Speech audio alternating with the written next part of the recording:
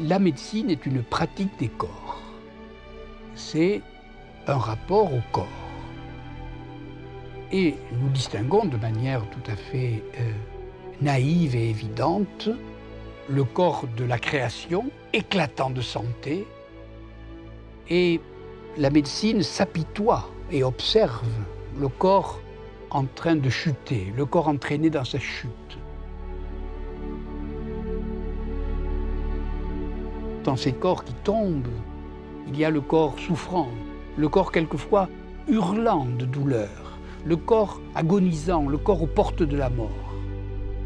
Et celui-là, c'est celui qui, pour nous, fait voir le problème du mal physique, le mal corporel, mais aussi le mal de l'âme, mais aussi l'injustice, mais aussi le mal social, mais aussi le mal culturel. Bref, l'ensemble des douleurs que notre vie peut supporter.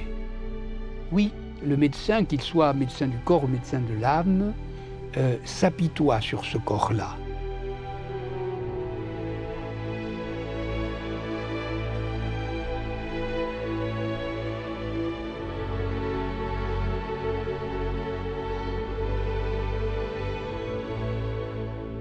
Que nous remontions à la plus haute antiquité grecque, ou que nous allions au Japon, en Chine, ou dans les îles Hébrides, ou dans les civilisations disparues comme les Incas ou les Aztèques, quelle que soit la tribu, quel que soit le collectif, quel que soit le développement de la nation ou de l'empire et sa puissance, il y a toujours quelqu'un qui est chargé de la guérison, des soins, de ce que nous avons appelé tout à l'heure le problème du mal. Et lui, nous le reconnaissons, nous modernes, nous le reconnaissons comme médecin. Mais était-il vraiment médecin? Tantôt il est exorciste, tantôt il est rebouteux, tantôt on peut le dire devin, tantôt il est prêtre, tantôt il est chimiste, etc. Il n'a pas le même nom. La fonction que nous appelons aujourd'hui médicale est universelle dans l'espace et le temps, chose rare, chose exceptionnelle.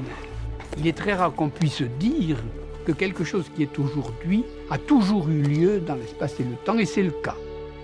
Donc, le médecin a toujours existé. Mais ce n'est pas le même médecin. Ce n'est jamais le même corps. Ce n'est pas, dans une culture donnée, le même rapport au corps.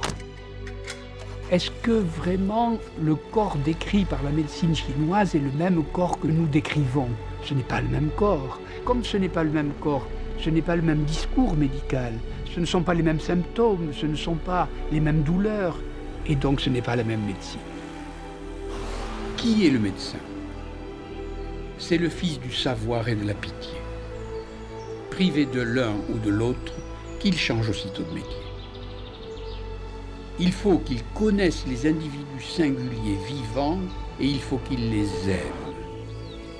Or, pour les connaître et les aimer, il lui faut les rencontrer. Et comme ils sont répandus dans l'espace, les cultures et le temps, il lui faut partir en voyage.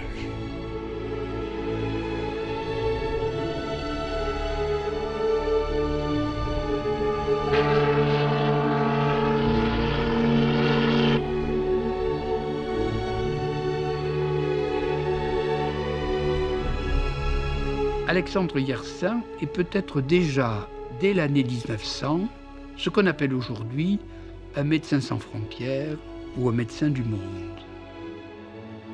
Il est né à Lavaux, près d'Aubonne, dans le canton de Vaud, en Suisse.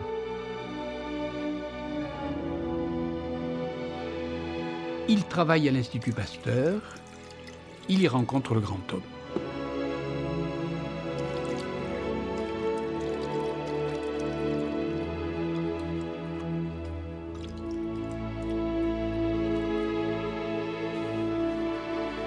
Savant biologiste des paysans de son époque et de l'agriculture de son pays, Pasteur s'occupe du vin et de la bière, des fermentations de la ferme, des vaches, de la vaccination, des chiens et de la rage.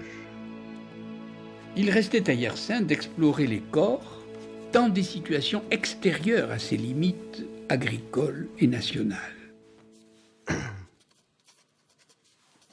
Je demanderai à Monsieur Pasteur un congé d'1 an à partir de cet automne. Et je m'engagerai comme médecin auxiliaire des messageries maritimes avec un traitement de 200 francs par mois. Et de plus, logis et nourriture.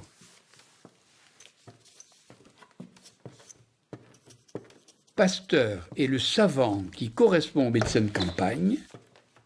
Yersin est le voyageur qui est à la fois le savant et le médecin en campagne, parmi d'autres cultures qu'il apprend et qui nous apprend à aimer.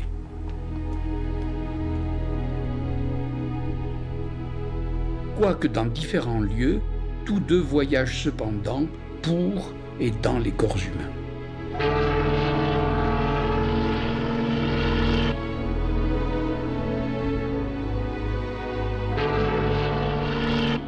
Ils s'embarquent pour Manille et Saïgon, car ils viennent signer un contrat avec la Compagnie des messageries maritimes. J'ai toujours rêvé de découvrir du pays, d'explorer. Quand on est jeune, rien ne semble impossible. On s'imagine toujours qu'il vous arrivera des choses extraordinaires.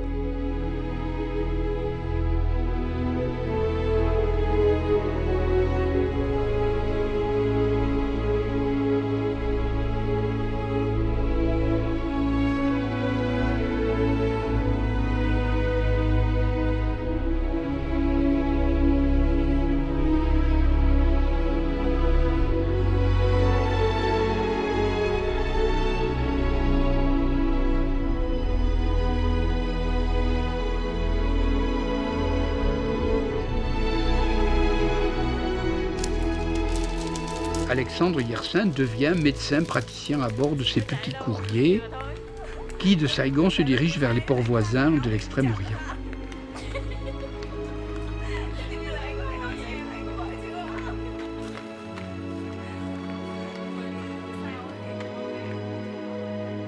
Les escales durent 10 jours. Il note au jour le jour ses impressions dans son journal. Il apprend à ses heures de liberté l'annamite et le portugais. Il écrit à sa mère. Janvier 1891. Chère maman, mon service à bord n'est guère compliqué. Le matin à 9h, on sonne la visite et s'il y a des hommes malades, je les examine. Avant le départ du bateau, je dois aller à l'hôpital chercher la patente de santé nécessaire pour que l'on n'ait pas à faire de quarantaine à Manille. Ce n'est donc pas le temps libre qui va me manquer.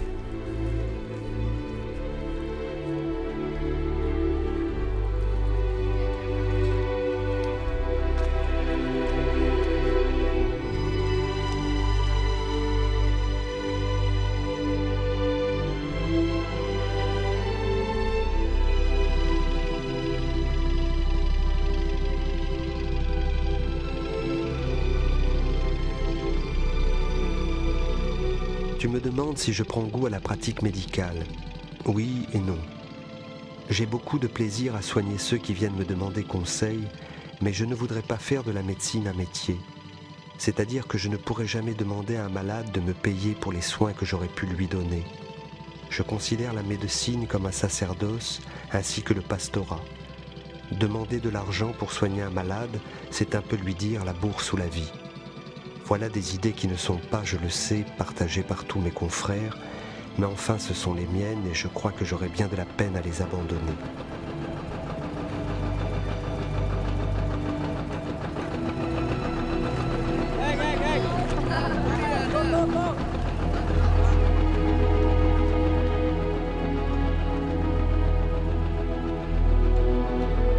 En Indochine, on l'embarque sur l'Éridan, un bateau qui fait la navette entre la Cochinchine et les Philippines, puis sur le Saïgon, et le voici à Hanoï parcourant la baie d'Along, puis l'estuaire du fleuve Rouge.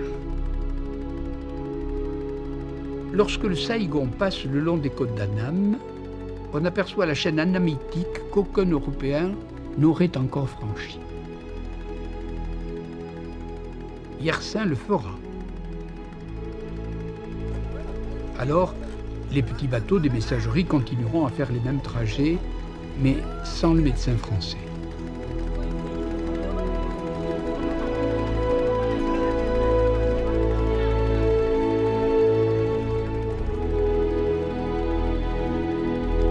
Et c'est ainsi que le médecin devient géographe.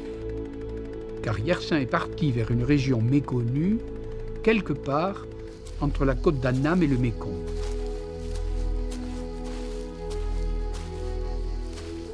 Il ne cesse de prendre là des clichés photographiques. Les difficultés de transport sont un problème qui se renouvelle de village en village, de sorte que Yersin accomplit son voyage à pied.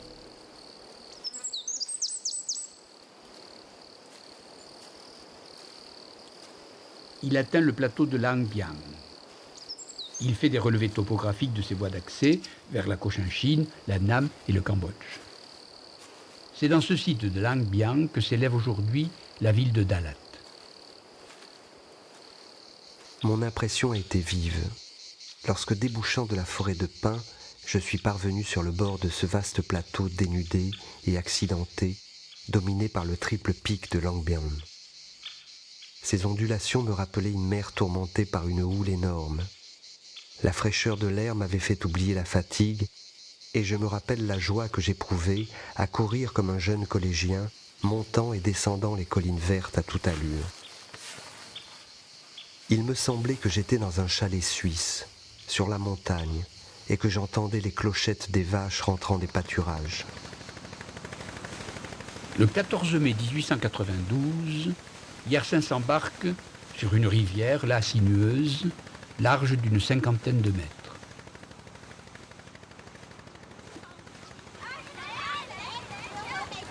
Remontant vers le nord, Yersin peut situer exactement l'emplacement des sources du Nong Nai, long fleuve qui serpente depuis le plateau de Lang Biang jusqu'à Saigon, où il devient un large delta. Il découvre un affluent du Mékong, la grande rivière. Il la descend de son origine vers son embouchure. Et là, la légende héroïque de l'explorateur rejoint, oui, la légende de la carte. On pourra désormais, grâce à lui, relier sur cette carte la côte d'Annam au fleuve Mékong.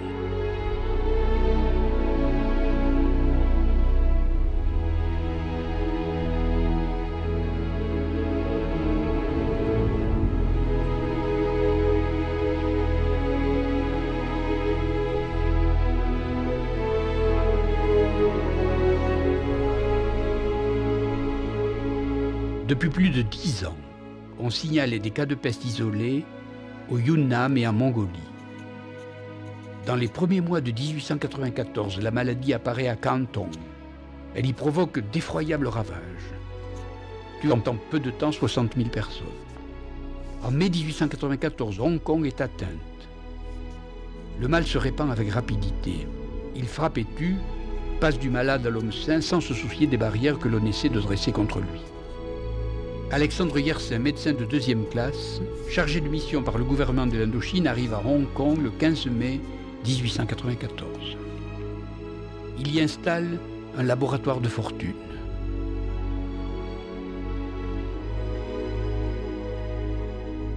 C'est de cette maison de paille que va sortir l'une des plus grandes découvertes de la bactériologie moderne. Il y découvre en effet le bacille de la peste.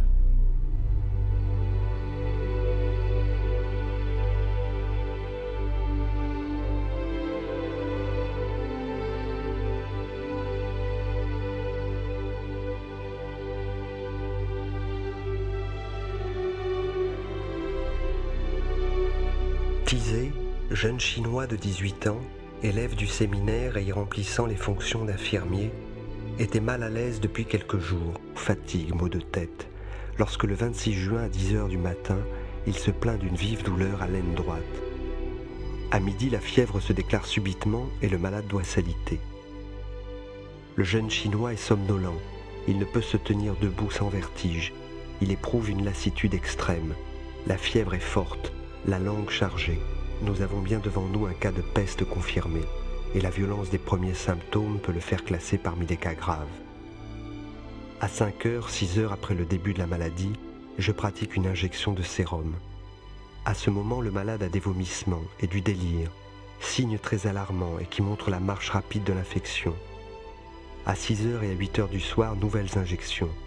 De 9h à minuit, aucun changement dans l'état du malade, qui reste somnolent, s'agite et se plaint souvent. La fièvre est toujours très forte et il y a un peu de diarrhée. À partir de minuit, le malade devient plus calme. Et à 6h du matin, au moment où le père directeur vient prendre des nouvelles du pestiféré, celui-ci se réveille et dit qu'il se sent guéri. La guérison est si rapide que si plusieurs personnes autorisées n'avaient comme moi vu le patient la veille, j'en arriverais presque à douter d'avoir traité un véritable cas de peste.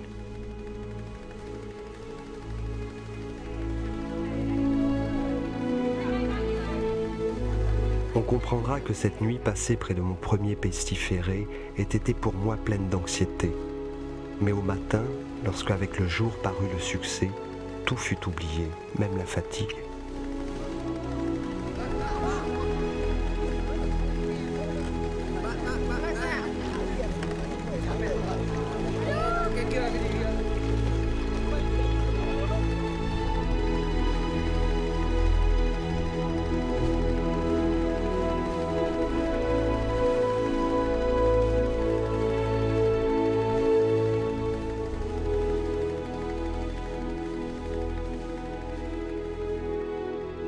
La découverte par Yersin de ce microbe qui montre qu'on est rentré dans l'ère pasteurienne, c'est évidemment une découverte absolument sans précédent, peut-être banale pour nous maintenant, capitale à l'époque.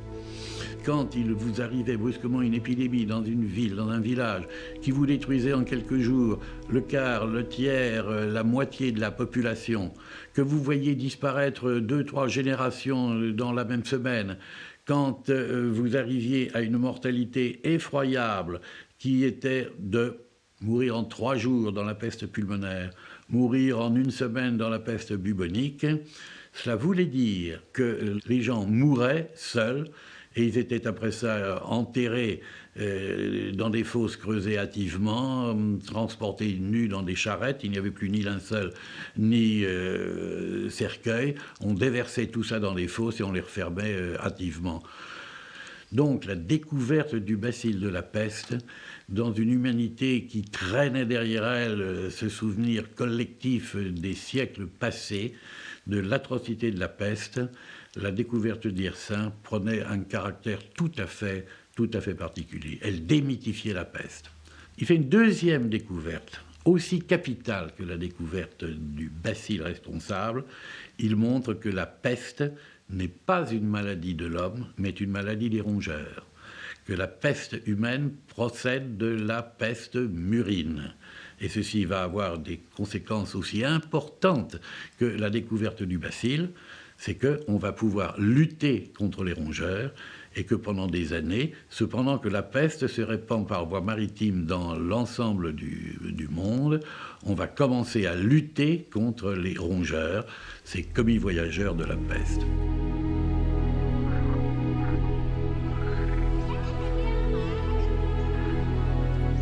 La peste se déclare maintenant à Nha Trang. Les Anamites sont atteints. Les premiers cas ont surgi en mars dans le village de Kulao, de l'autre côté de l'estuaire de la rivière Nha Trang, dont les habitants ont vendu des porcs aux matelots de plusieurs jonques chinoises pendant leur escale sur la côte d'Annam en route vers Singapour. Un pêcheur meurt subitement avec un petit bubon inguinal et quelques ganglions cruraux. Yersin y retrouve son bacille. Très vite, d'autres cas surgissent dans le village, gagnant les maisons de proche en proche comme en tache d'huile. Le 5 septembre, devant la marche persistante de la peste dans la partie du village jusqu'alors épargnée, Yersin prend une décision radicale. Il fait construire à la hâte un nouveau village à 2 km de là, dans une zone indemne, et le matin du 15 septembre 1898, ordonne l'évacuation complète de toutes les maisons du village de Nha Trang, qui sont aussitôt brûlées.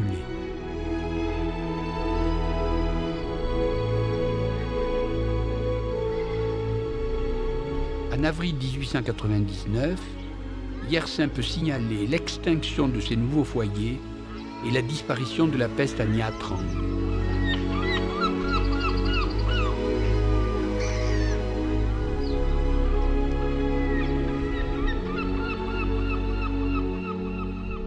La peste affecte maintenant les troupeaux d'Indochine. Pendant ses explorations durant la traversée des villages, Yersin observe les mortalités du bétail. La mort survient en 36 jours. Dans l'autopsie de plusieurs buffles, Yersin constate des lésions identiques. Intestin congestionné, poumons emphysémateux. La poursuite du travail est toute tracée. Isoler l'agent responsable de cette mortalité, préparer un sérum thérapeutique et un vaccin protecteur. Yersin improvise, crée un laboratoire, fait venir des animaux, cobayes, lapins, mais aussi buffles et vaches.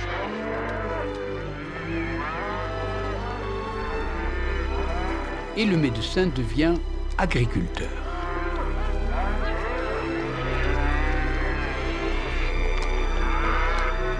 Yersin se souvient des alpages de son enfance et fait venir de Suisse des caisses de clochettes, comme emportait au cou le bétail de son pays, ici pour éloigner les tigres.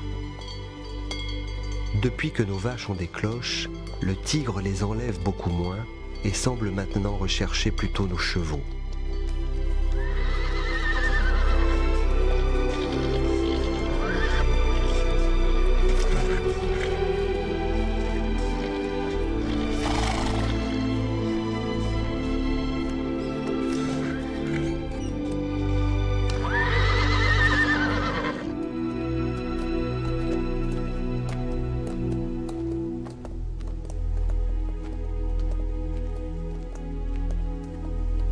En 1914, Yersin s'inquiète de ce que la quinine manque dans les pays lointains où il se trouve.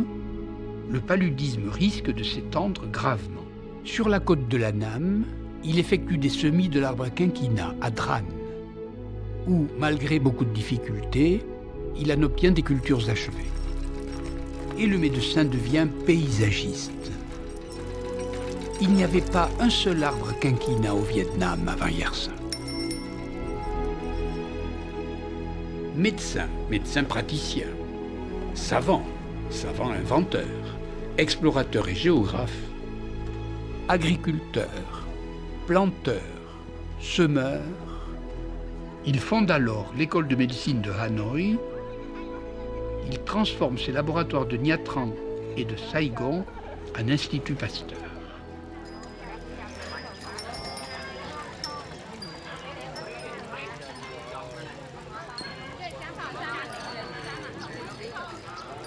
Les vaccins, les sérums donnés par Yersin se comptent par centaines de milliers. Ce sont des centaines de milliers de malades que Yersin a guéris.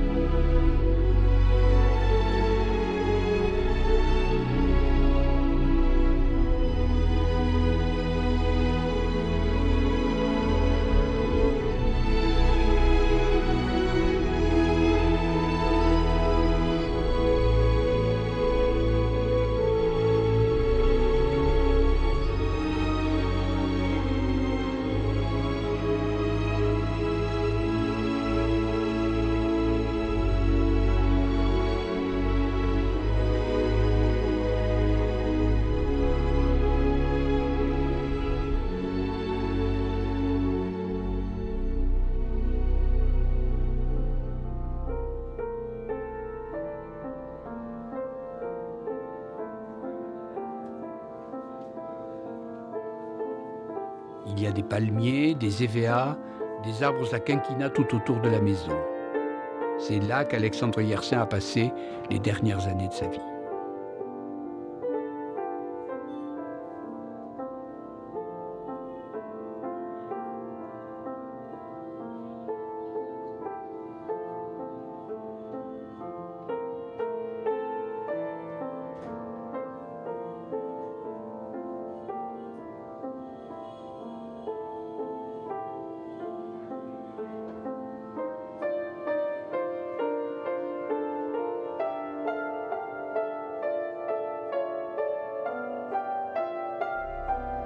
Sur la terrasse, la coupole rouillée recouvre l'observatoire astronomique d'Alexandre Yersin, médecin français parti pour Saigon à l'âge de 28 ans.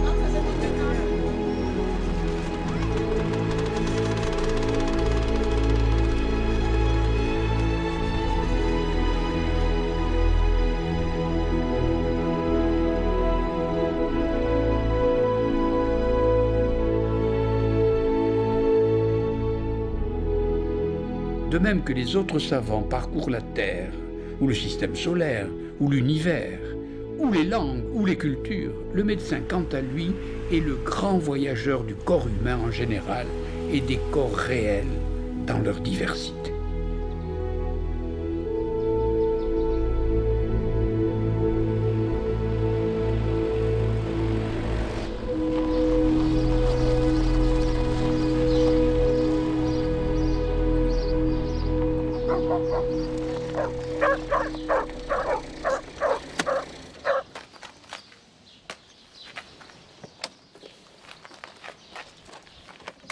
Le corps est un paysage. C'est un paysage singulier, irremplaçable et changeant. Nul jamais ne pourra s'identifier à ses formes.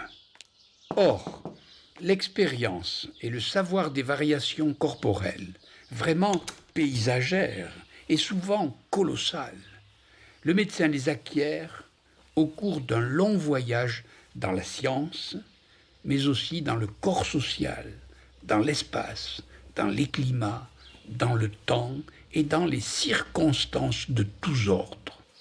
Et donc, la vie du médecin de campagne donne peut-être le meilleur exemple ou la meilleure légende pour lire à livre ouvert l'aventure médicale vers l'individu souffrant et son environnement physique et social bien particulier.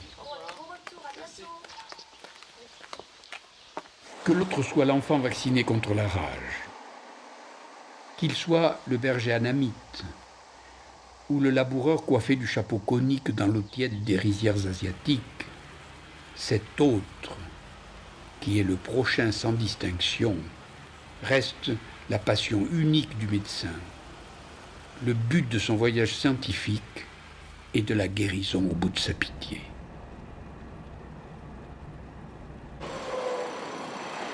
Voilà pourquoi on doit le nommer voyageur. Voyageur de la dissection, de l'anatomie et des humeurs. Voyageur des paysages corporels, de l'environnement et des climats. Voyageur de différentes sociétés, ainsi que de leurs organisations sanitaires différentes. voyageur toujours à la rencontre passionnée de l'autre, toujours différent dans sa souffrance et sa quête trop humaine d'immortalité.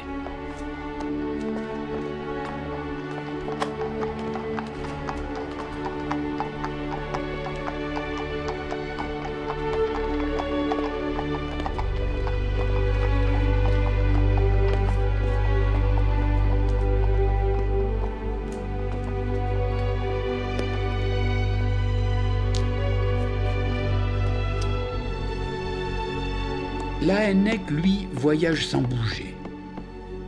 Laënnec, c'est l'observation au secours de la théorie. Car si quelqu'un diversifia jusqu'à l'infini qualitatif les descriptions singulières des maladies des poumons et de la plèvre, ce fut bien l'inventeur du stéthoscope. Si le voyage du médecin de campagne le fait se déplacer dans un paysage local, si le voyage de Yersin lui fait traverser la mer et 1000 barrières de langue, celui de Laënnec parcourt les multiples appels et les divers signaux du thorax et de l'abdomen.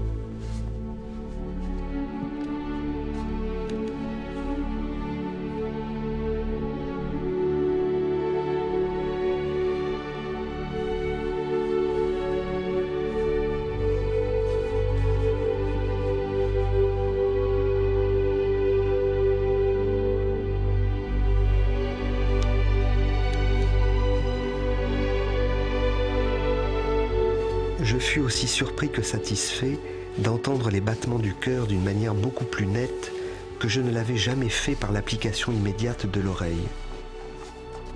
Je présumais dès lors que ce moyen pouvait devenir une méthode utile et applicable, non seulement à l'étude des battements du cœur, mais encore à celle de tous les mouvements qui peuvent produire du bruit dans la cavité de la poitrine, et par conséquent à l'exploration de la respiration, de la voix, du râle, et peut-être même de la fluctuation d'un liquide épanché dans les plèvres ou la péricarde.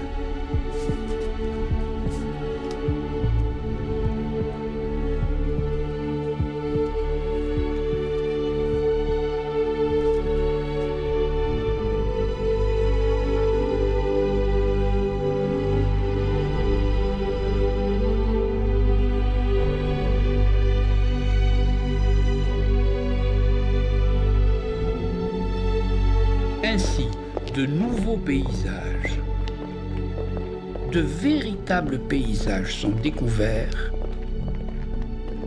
dans le traitement du signal entendu, dans la finesse de traduction et de description, et dans les correspondances précises avec les maladies.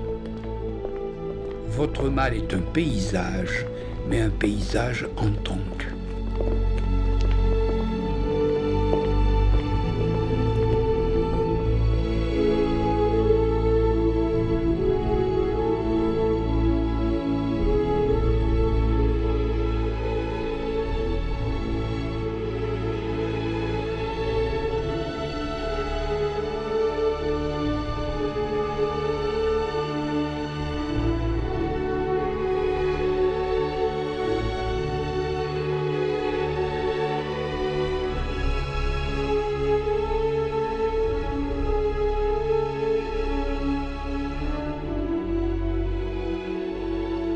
À la différence des bruits de soufflet et de râpe, le bruit de cuir, comparable à celui que fait entendre une selle neuve sous le poids d'un cavalier, n'accompagne que la contraction des ventricules. Ce bruit résulte précisément du frottement exercé l'un sur l'autre par chacun des feuillets du péricarde, au moment où le cœur se porte en avant, c'est-à-dire lorsque les ventricules se contractent. Il dénote donc que la membrane, habituellement séreuse du péricarde, est devenue rugueuse et inégale par suite de son inflammation.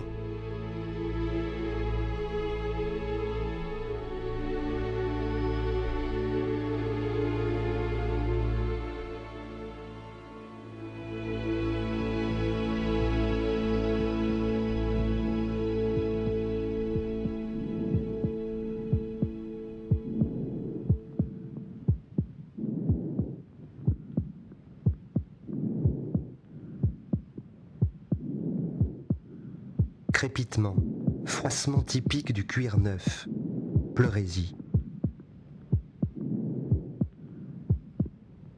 Papier fin qui se froisse, pneumonie. Bruit métallique de lime, rétrécissement des orifices du cœur.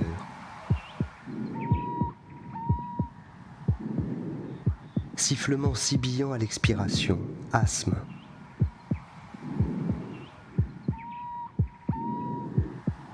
Râle humide ou crépitation, péripneumonie, œdème et hémophtysie. Râle muqueux ou gargouillement, cataracte pulmonaire, phtysie.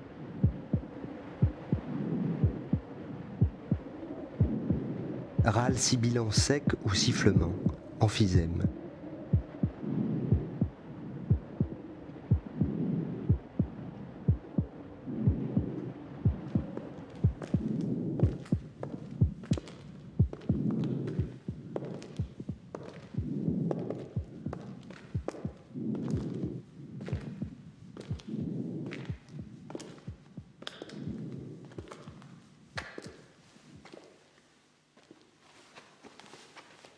Voyageons maintenant dans le temps, à la fois vers l'Antiquité la plus lointaine et vers la médecine scientifique la plus proche de nous. Or, toutes deux émettent un semblable message. À la fondation de la médecine dite scientifique règne le corpus hippocratique, rédigé vers le 5e siècle avant Jésus-Christ en Grèce. Grand voyageur, en Grèce comme en Asie mineure, Hippocrate fut le premier, dit-on, à recommander l'audacieux voyage d'exploration du corps par dissection des animaux avant qu'on ait l'autre audace, celle d'ouvrir les cadavres. D'où une avancée immense en anatomie et dans la chirurgie naissante. Mais cette médecine grecque fut bientôt ivre d'abstraction, de sorte qu'elle associe un savoir excellent, celui de l'anatomie, celui de la connaissance précise du corps, et une médecine relativement faible par excès de raisonnement démonstratif. Ivre de théorie, pour une observation un peu déficiente. Quoi qu'il en soit, Hippocrate fut le premier à tenter de décrire le paysage individuel de chaque corps humain, dont il disait qu'il dépendait de ses humeurs, le sang, la lymphe, les deux biles, noires et jaunes, dont les mélanges à titre varié expliquaient les différents tempéraments, sanguins, bilieux, lymphatiques.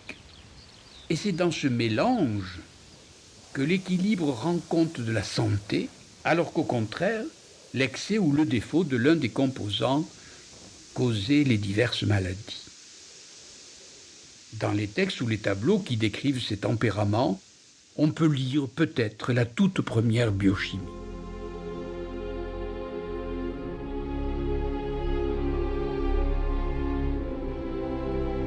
Premier paysage, le corps ouvert et exploré.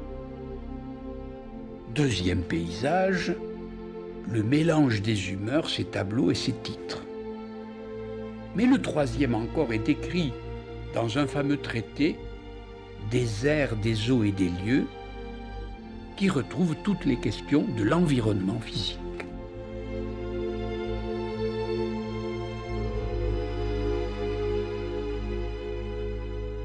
Il en est de la terre comme des hommes.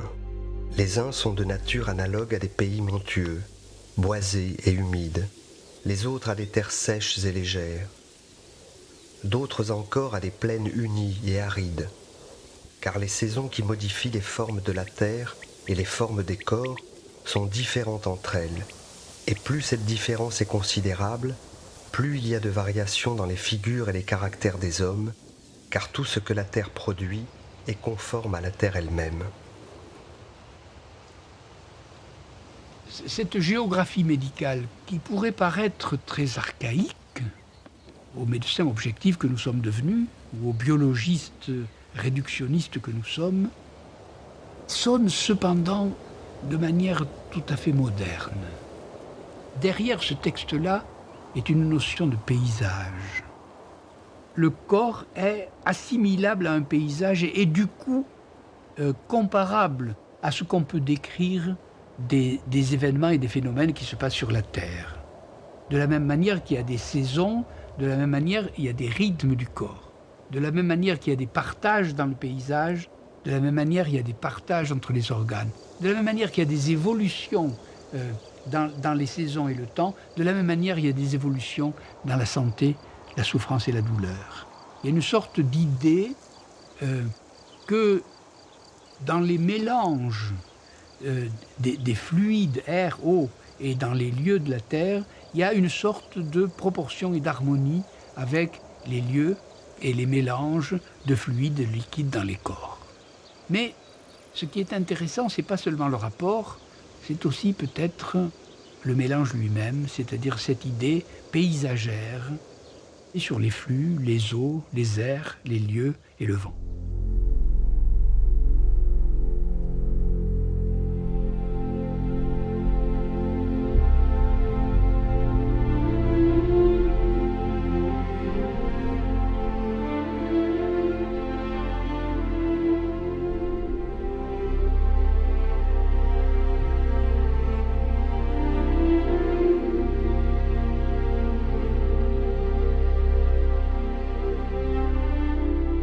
Voici un manuel actuel d'anatomie.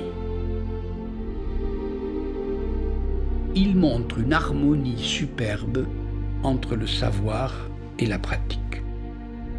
À droite, sur l'ancienne page blanche, vous lisez le schéma d'antan, porteur d'organes dessinés en des limites très exactes, pour que le scalpel du chirurgien apprenne à les découper adroitement.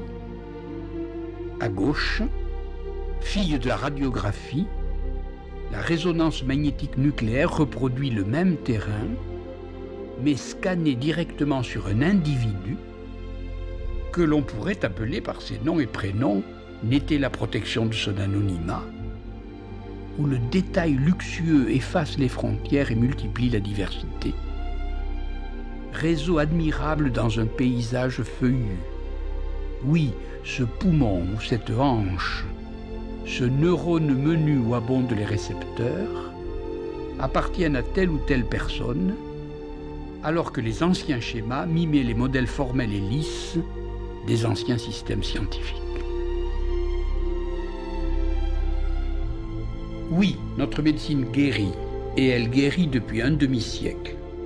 Et elle le doit à la science, et elle le doit aux sciences.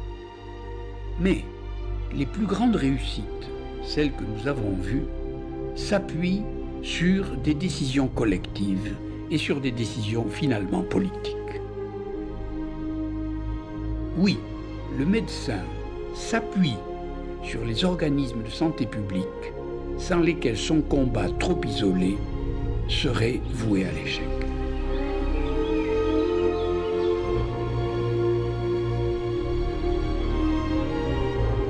Aujourd'hui, qu'est-ce qu'un médecin? Qu'est-ce qui différencie la tête médicale de la tête savante? Un médecin d'un scientifique, un médecin d'un physicien, d'un chimiste, d'un mathématicien. C'est que oui, c'est un savant, oui, c'est un scientifique, mais il est plus que scientifique. Parce qu'un scientifique connaît des idées, des lois, des concepts, des observations. Mais qu'en plus, le médecin sait parfaitement qu'il n'y a pas de maladie pourtant, et qu'il n'y a que des malades. Quel que soit son savoir, la maladie de tel homme ou de telle femme, de tel vieillard ou de tel enfant ne peut en aucun cas être la même. Et le médecin est un homme qui est à la fois savant et scientifique parce qu'il travaille dans l'universel, mais en plus il doit sans arrêt adapter l'ensemble de ses idées à la personne humaine individuelle. Or, cette personne individuelle, même s'il la connaît comme médecin de famille depuis longtemps, peut changer au cours du temps. Et donc, la maladie a une infinité de faciès. Elle est quelquefois méconnaissable.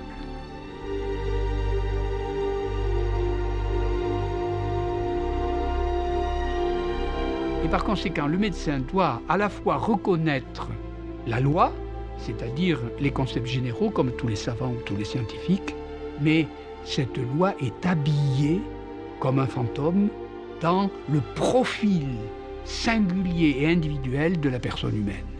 Et là intervient la pratique médicale, l'intuition médicale, le corps médical. Non seulement la tête médicale, mais le corps, en tant que un malade n'a pas la même odeur que notre malade, ne sue pas comme un autre malade, n'a pas le même éclat des yeux.